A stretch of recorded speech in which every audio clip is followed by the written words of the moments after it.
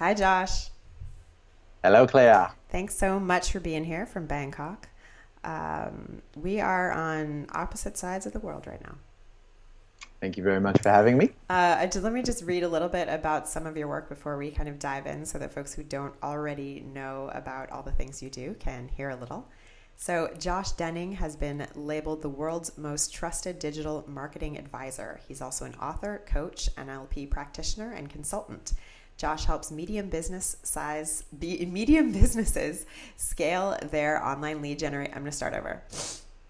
I think that was my typo. I saw that. I should have resent it too. I've written businesses, medium-sized businesses, I think, right?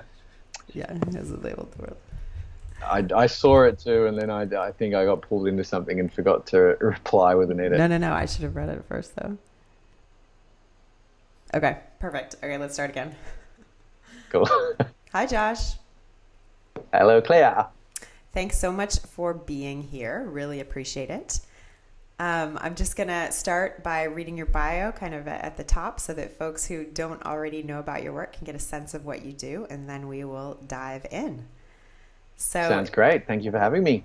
Josh Denning has been labeled the world's most trusted digital marketing advisor. He's also an author, coach, NLP practitioner, and consultant. Josh helps medium-sized businesses scale their online lead generation in the most efficient manner possible. Josh is also the author of an upcoming book, the title of which is still in production. The book, however, is about the 12 phases that authorities use to build seven-figure businesses within 24 months.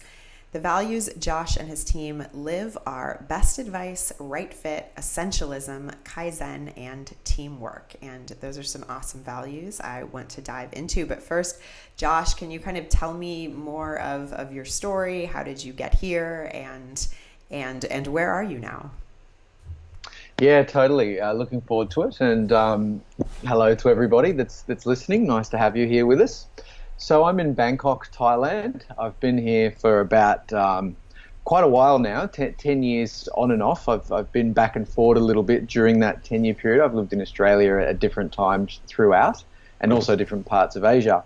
And it's a long story, I guess, with how I ended up here. But in terms of the professional side, the working side, I've been in the marketing space really going way back since 1999. I was in the radio space in traditional marketing.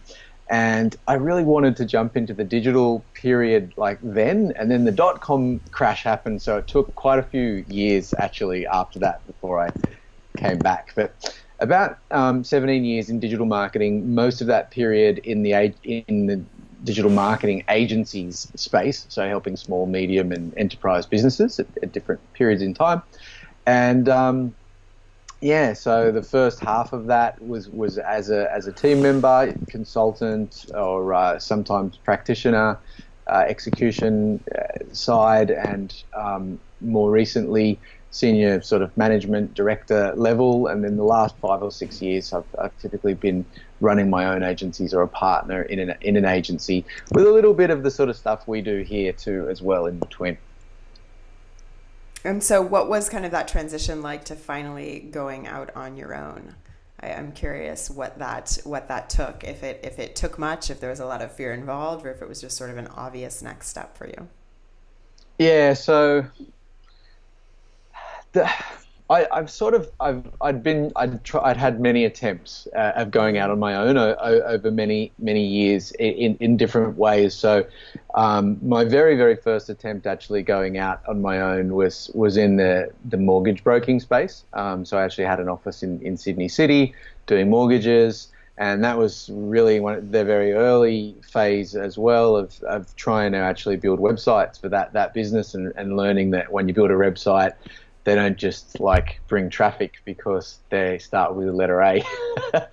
And then there's a whole journey to learn SEO and AdWords had just sort of come out and that kind of thing. But my family, my father had a very big business as well in home improvement, so it was sort of on the cards. So there's definitely a little bit of fear there, especially when I got to the direct. Actually, if I take a step back and I think about what I got to the director level in agencies, and I was really earning really good money, and then I knew that moving out on my own, I was going to be going backwards for some time to go out on my own again. So actually it was a bit scary at that stage.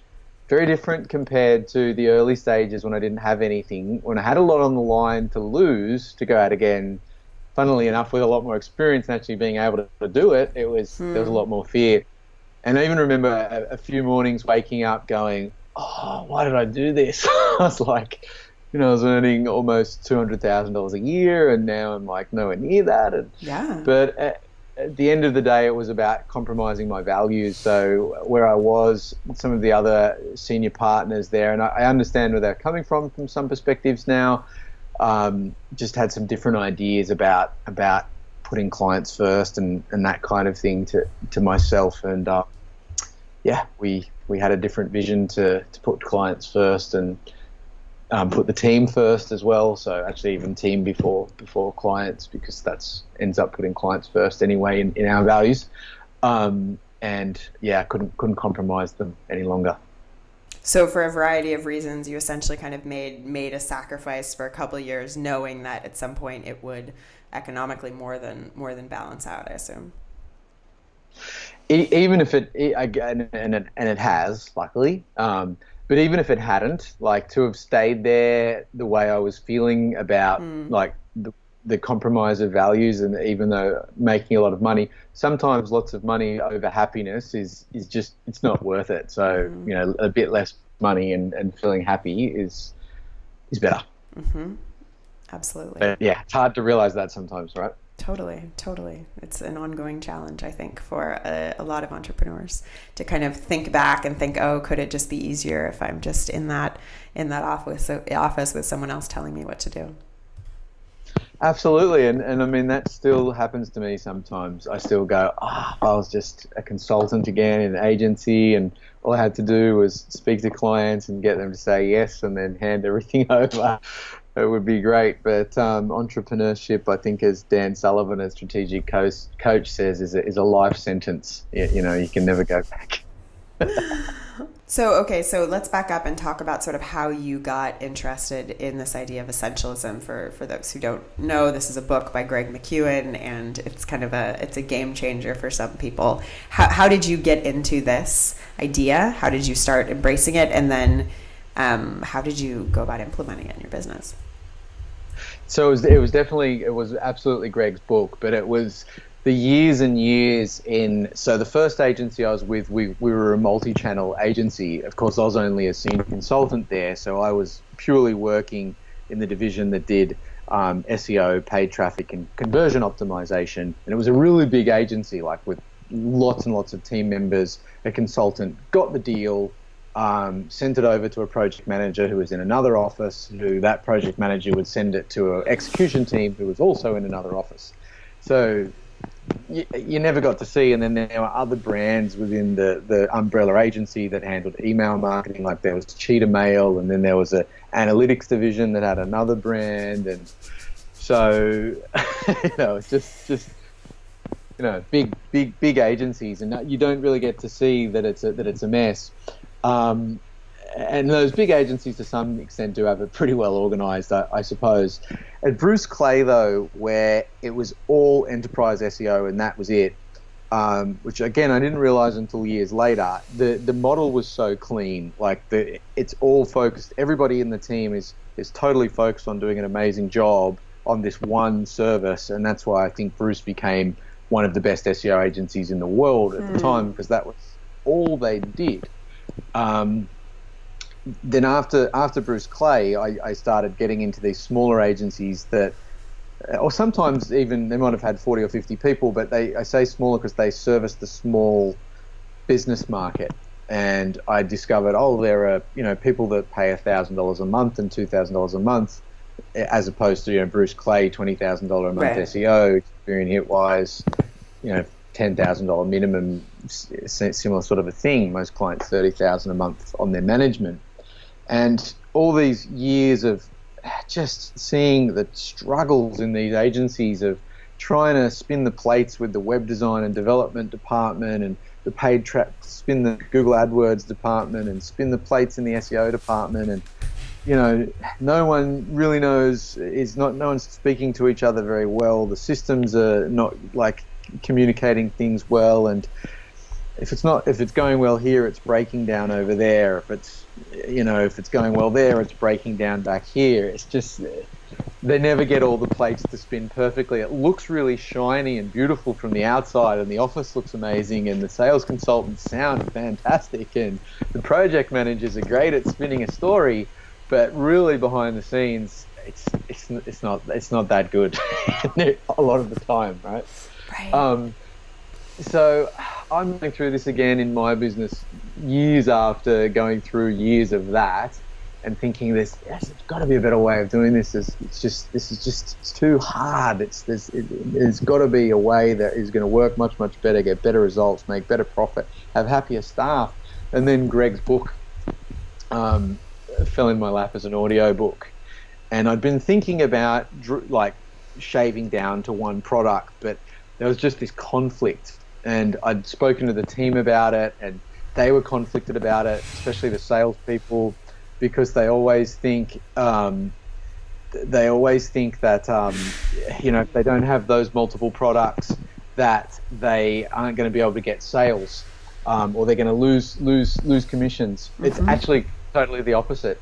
So because when you, like Ferrari, a $250,000 car because they only make an amazing car. They don't do motorbikes or helicopters or what have you.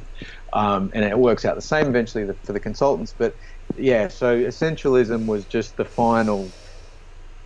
It was the instruction manual that I needed to say yes. Like, this is we're making this decision. We're planting our flag in the ground and saying we only do this. We're going to be the best in the world at it, and everything else has to go. I mean, but so, whether you learn about the concept for the first time from a book or as you just are on a long journey to sort of discover kind of what it means to winnow down over a period of many years, actually making that decision to put the flag in the ground, like you're saying, and just sort of stake your claim on this one thing is super challenging, because it means cutting off, certain revenue sources in your business, right? How did you talk to me more about sort of that decision? Wasn't there fear there in doing that?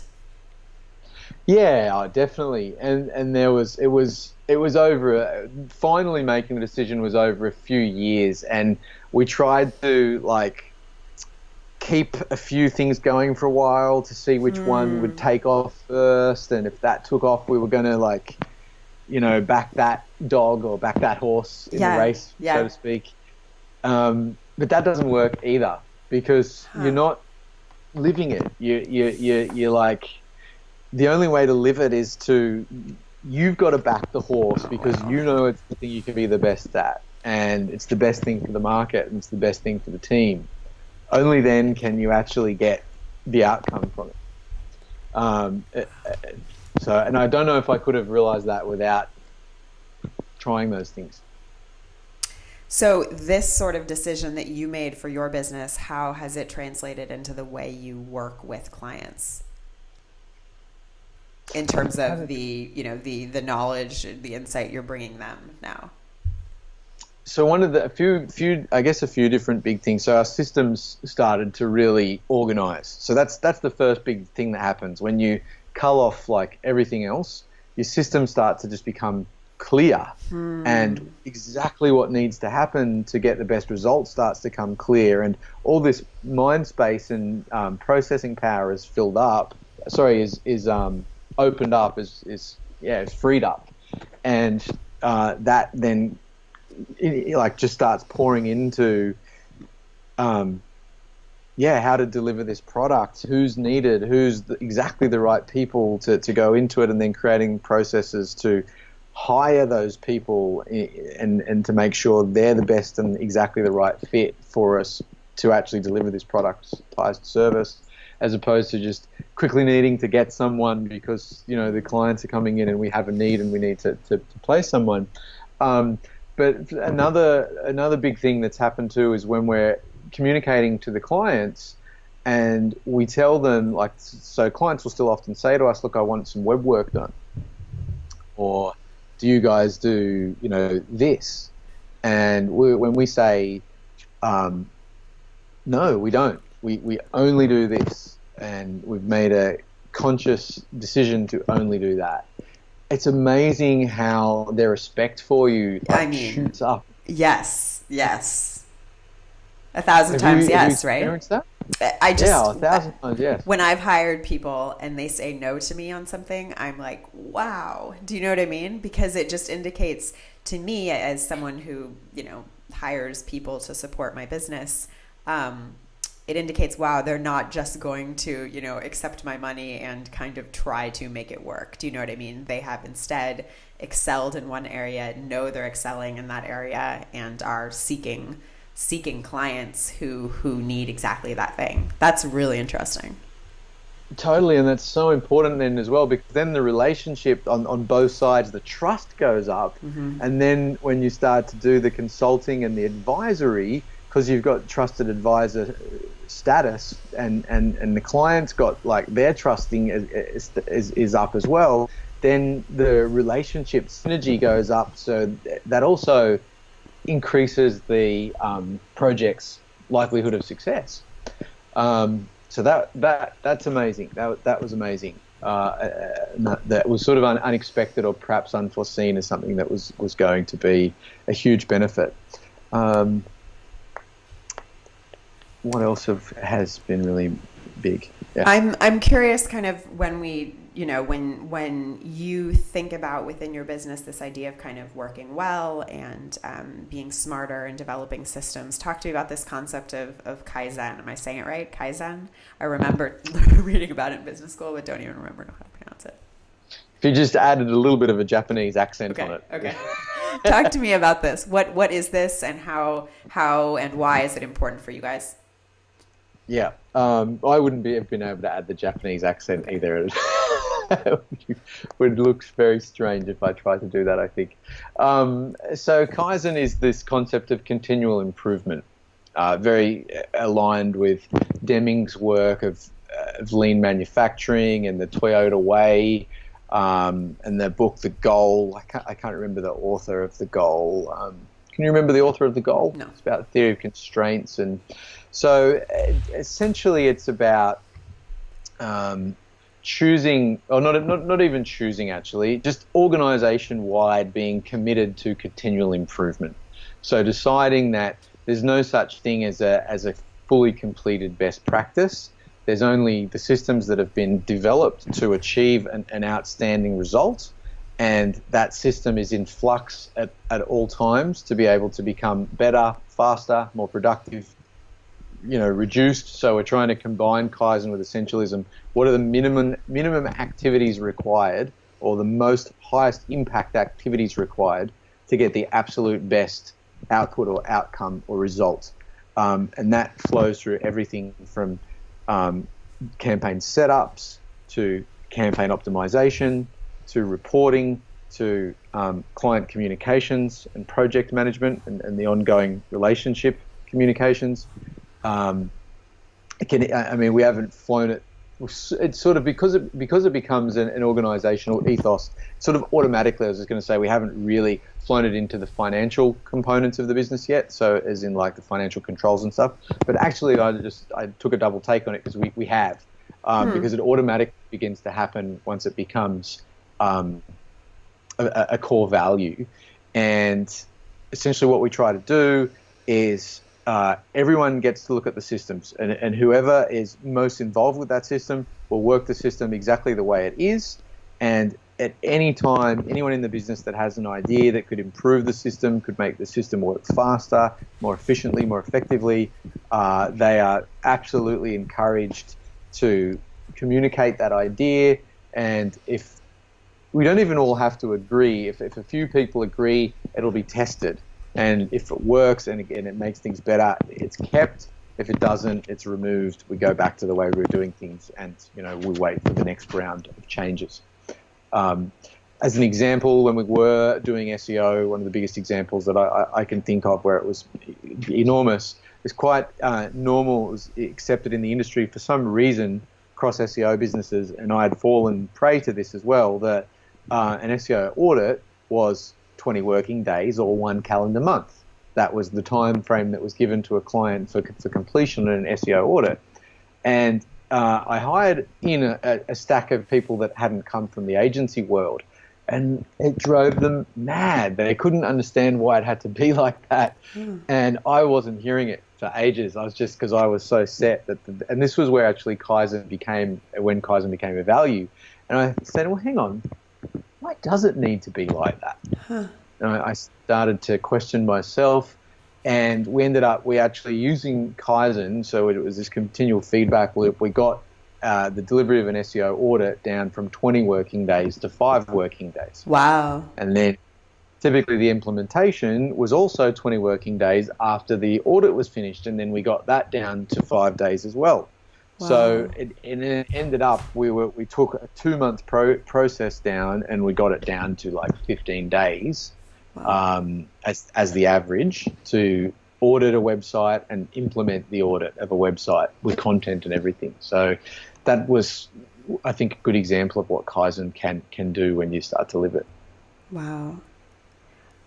So I do want to ask a little bit sort of about your personal approach to work. And one of the questions I had comes from, in your email signature, you have this really interesting thing where you say you get more than 200 emails every day, and so you do voice activated processing. I don't know if that's the exact phrase. Can you talk to me about the process here? Because I think that's really interesting. I think a lot of entrepreneurs, one of the biggest challenges they face is their email. Studies show that email can take up to 40% of our working week. I think it's actually more for a lot of people. So we're talking, 20 hours easily of just email management. And you getting 200 a day, that's a lot. That's a hefty number. So how do you process that? Yeah, so, oh my God, I tell you, can't email be a total waste of time, right? Yeah, it's amazing. I think it's, on the one hand, absolutely, I see it as being one of the best inventions, but on another hand, one of the worst. It's got us all bogged down into like our inboxes, answering emails, thinking that we're like being productive when we're not. We're just like shuffling stuff around. So I realized that, and I was like, no, because I was getting to the point where I realized I could just do this all day easily, especially if I'm like answering them, then a few more come in, answer them, a few more come in, answer them. It got mad. So that tagline was to do 2 things. One, I use Dragon Speaking Naturally to answer emails, and it doesn't always process totally perfectly the language. So I wanted them to be okay that there'd be typos in there sometimes. So this is a Dragon Dictate product. What is the product name again? Dragon Speaking Naturally. Okay.